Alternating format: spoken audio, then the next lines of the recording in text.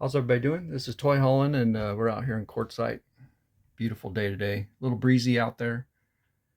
So we're doing some boondocking, and I've added another battery to the inside just to run my TV, and I thought I'd kind of show that. And this is just to run the TV, because the last time we were here a year ago, we were a little short on the batteries.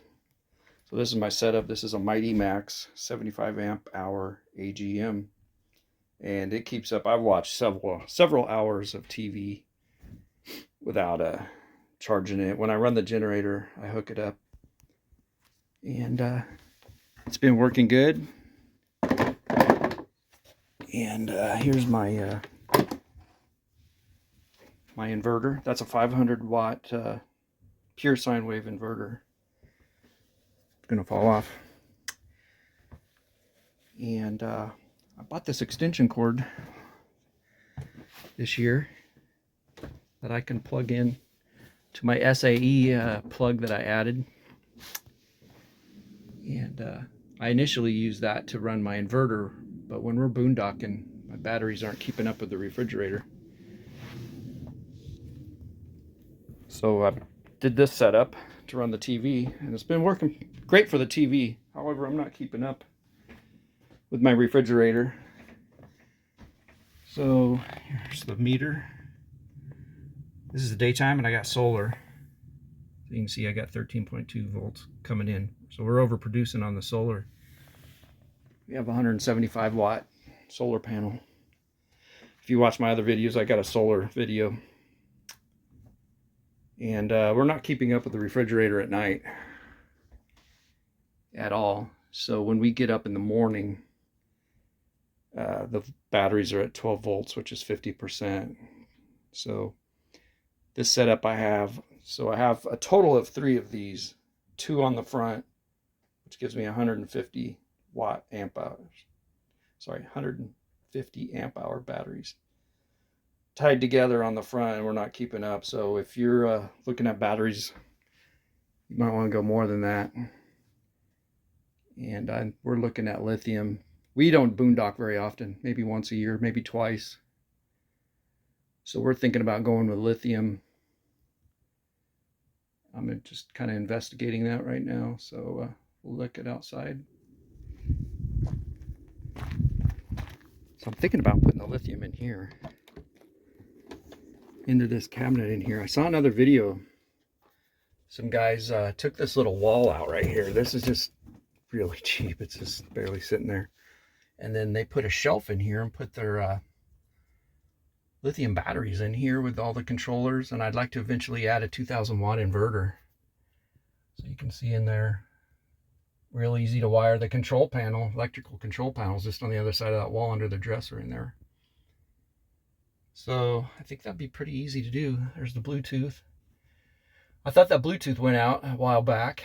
I go to the storage to check it, and I don't even have to go inside to check the battery. I can just log into the Bluetooth, and I can check my battery voltage. But it quit working. So I took it home. I actually even ordered a new one, and I plug it in this time, and it's working just fine. Now, I did try that before I ordered a new one. I unplugged it several times, and it wouldn't work. And now all of a sudden it's working, of course, after I ordered a new one for, I think it was 18 bucks. But that's my plan. Maybe in a few months I might do that, add a battery. Because, so this is just kind of informational. If you've got one of these Momentum 21Gs or up to the 29G. So I've got 2 batteries out here and 75 amp hours each. And we're not even keeping up. I'm not even running the furnace until I turn on the generator. I'm turning on the generator about 6:30 in the morning out here. It's a little nippy in the morning, and here's my generator setup. I run it on propane only, and I've only run it on propane, and runs great. We can even run the air conditioner. I think I did another video on that when I was out here a year ago. Here's another tip too. There's videos on YouTube on this. This grounds out the neutral and the ground, and it makes it think you're grounded, because if you don't do that, you're going to probably trip your GFCI outlets. And so that fools the generator and the trailer to thinking you're grounded. Doesn't hurt anything. I've been doing that for years. Just a little tip, go on YouTube, you'll see all kinds of, I think it's called a neutral ground connection. You just buy one of these blank plugs at Home Depot, like $6 or something, and you can open that up and short those together, wire them together is what I did. And that works good. And I did a full maintenance on this generator back at Thanksgiving. I've only got like 20 hours on there. And I checked the spark plug. The spark plug looked brand new because you're running it on propane. And I really like the propane versus the gasoline. Now you get more power from the gasoline. So if you're gonna, you can see right there, it says 3,400 watts on gasoline, only 3,000, a little more than 3,000 on propane. So that's been working good. I actually have an alarm on there, so at night I can turn my alarm on if somebody messes around out here, but I got it all locked up on both ends, which you know what that means. Locks just keep honest people honest. But of course you can see my truck is absolutely filthy. We came out here on Wednesday, this past Wednesday the 15th. Rained all the way from Phoenix all the way out here. I brought extra water. I'm so OCD, I washed the trailer out here.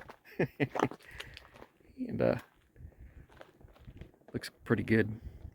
I had to do it. It was absolutely filthy from the storage. We haven't washed it since October. We haven't had a chance to go. It seems like every time we try to go, it rains. But I'll show you something on the roof. There's the solar panel. Like I said, that's 175 watts. And I might add 2 more on each side of the air conditioner there and just splice them into here with the connectors. Here's a picture of the roof. It's holding up good. I do need to do some sealing up there, but we're under covered storage and I forgot my caulking gun. I brought the caulking, the sealant, not the gun. Anyway, sorry for the wind. Looks good out here. If I do a battery modification, I'll let everybody know. Take it easy. Morning, everybody. We're still out here at Quartzsite. Beautiful morning, beautiful sunrise out here. It's about 48 degrees. Thought I'd show a few things that I do for rodents out here. I know some people complain. I've only had one problem with rodents, and that was about 10 years ago down in Picacho Peak. I had a Chevy pickup, and I got home and popped the hood, and they had used the firewall insulation and tore a section of it out and made a nest on the manifold. And I thought it was from inside my garage, but what it turned out to be was it was from camping. We had just gotten back from Picacho Peak. So I use these